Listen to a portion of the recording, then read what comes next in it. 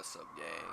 My cringy ass is back, and today I'm going to be showing you a new and more effective way to Wintertodt. Now, there's a lot of videos saying, like, bring Ceradome brews, but I understand not everyone has that type of money, and I guess this would work with pretty much anything. I don't know about people with higher HP than mine, but, my HP is at, like, 91, 92.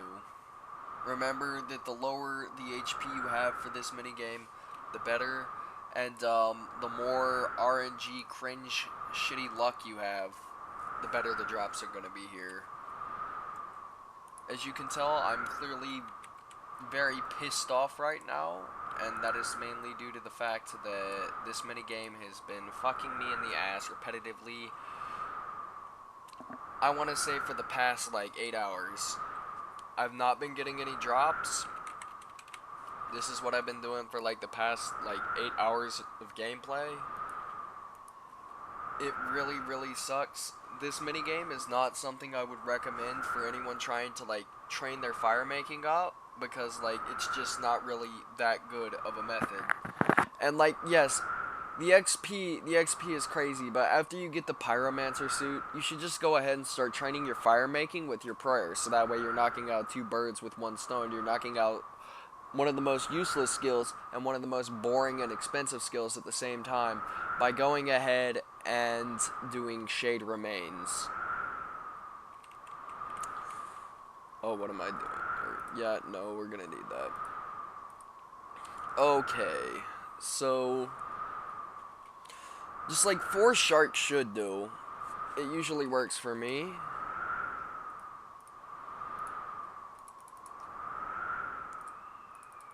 You should be able to go in with like worse food if you're like an Iron Man or a lower level.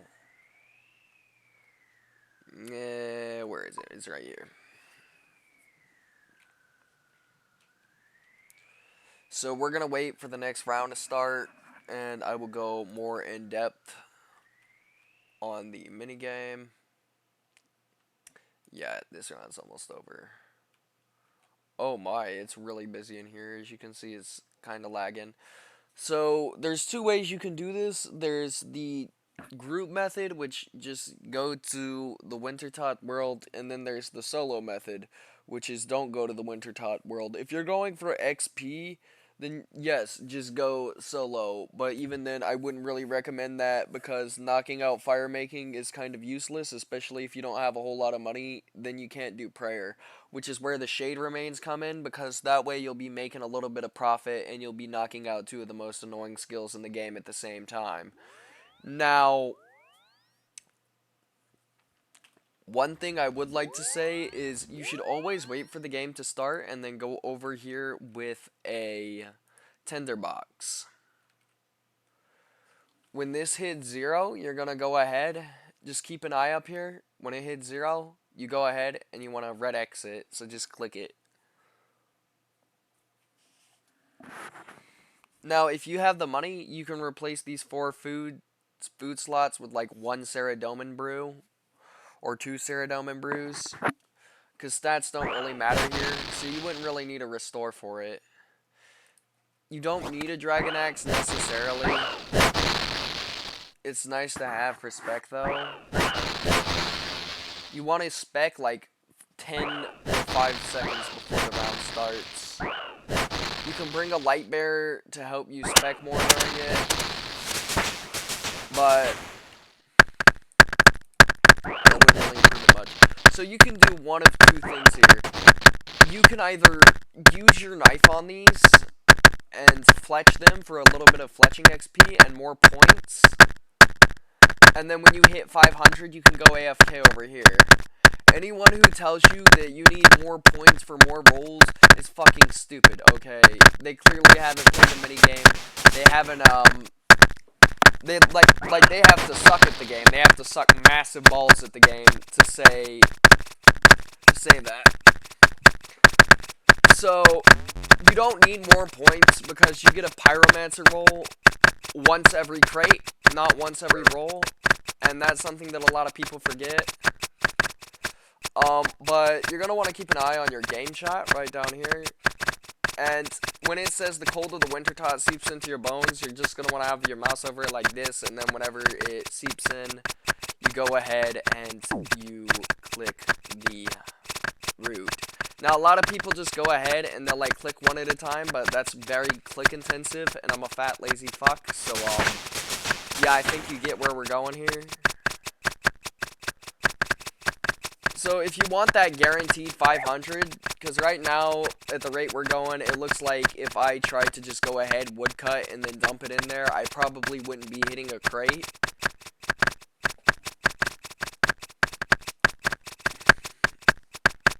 If you're just like going for experience for some reason, like I said, fucking useless here. You just want to go ahead and just keep chopping them without using the knife. But I do recommend using it because you can just get your 2 rolls and then get out. And don't worry, I can see that I'm about to die. I just want to finish whittling first. We can't actually get hit in this spot right here. Now you can see some people are praying redemption, and if you don't really want to keep an eye on your health, you can go ahead and pray redemption. Just remember to get your prayer pot up when you go back to the camp to re-gear.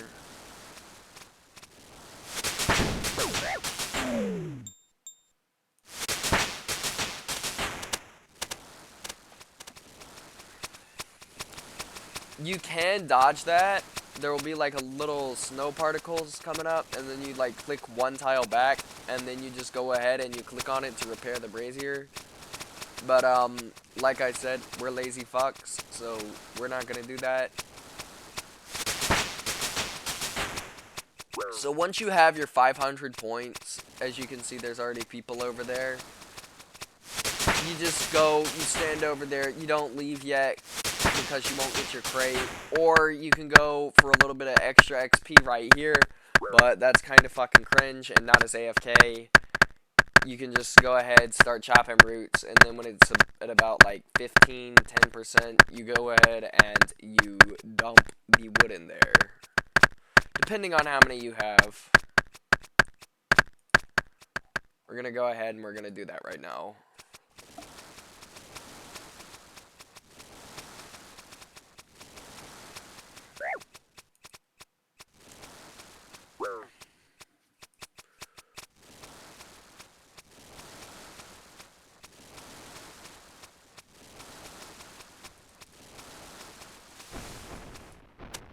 Oh, wrong thing.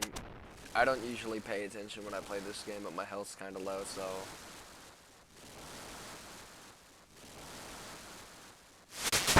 That is 1 KC. Here's our crate.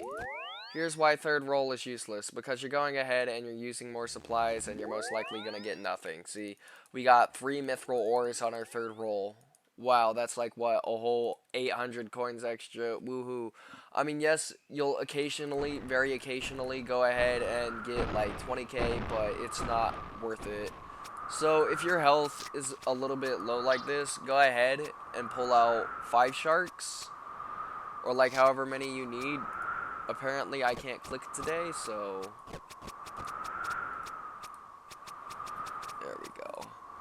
Then you're just gonna go ahead, re-gear like this, and now I will show you the lazy strat. If you're doing it solo, go ahead, bring in like 10 Ceradoma brews. When it gets to like 20%, go ahead, start whittling more, yada yada, whatever. That's not very important. But when it gets down to 10%, go ahead and fix up all your braziers and solos. That's like the only difference. You just want to make sure you have a whole lot of Ceradoma brews. Like I'd say maybe 12 of them. But like I was saying earlier, soloing is for people who want XP, and if you're actually coming here to get 99 fire making, okay, it's kind of a useless 99, but you should really be training prayer with that, with shade remains.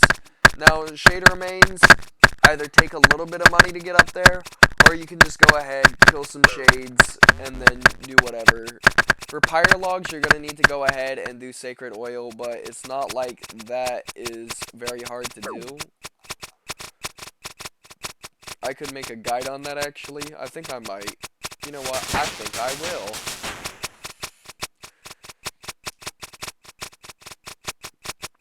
But it's very good to knock that out, especially if you have like high fire making and low prayer. Now you could just be here until 99 because Wintertodt is a piece of shit like it is to me. And it goes ahead and it will not give you the Pyromancer set. Now it's important to stand like one tile away like this in case the brazier breaks. But if you're actually being active, you can go ahead and you can click on the brazier anytime the fire goes out. Go ahead, get yourself a couple of extra points, whatever. Not like the points actually matter.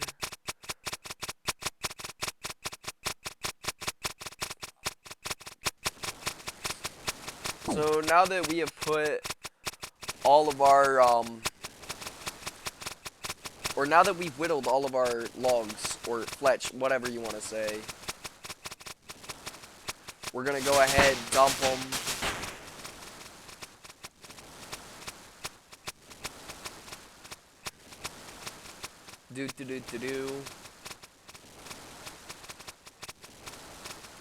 Like you can tell, I just sound like someone who's been here for an eternity.